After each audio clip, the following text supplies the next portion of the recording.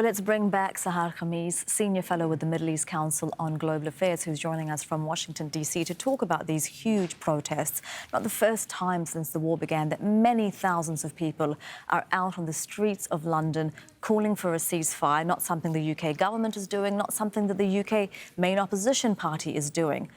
Can these protests make a difference?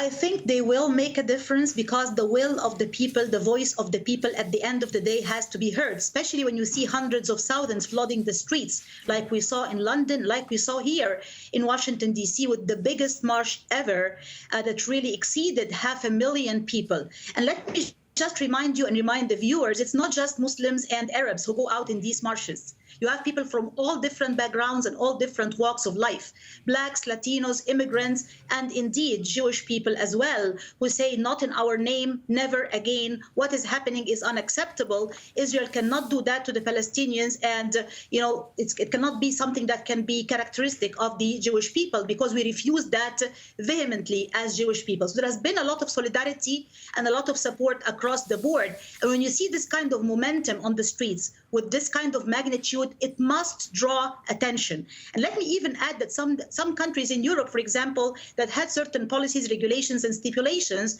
against protesting for Palestine, such as France, such as Germany.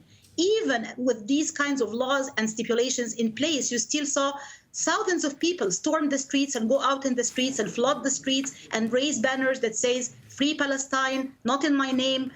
Palestine should be liberated and should not really suffer from this kind of humanitarian crisis." So even going against the regulations and laws in their own countries, against all odds, against all risks, that is big and that is huge.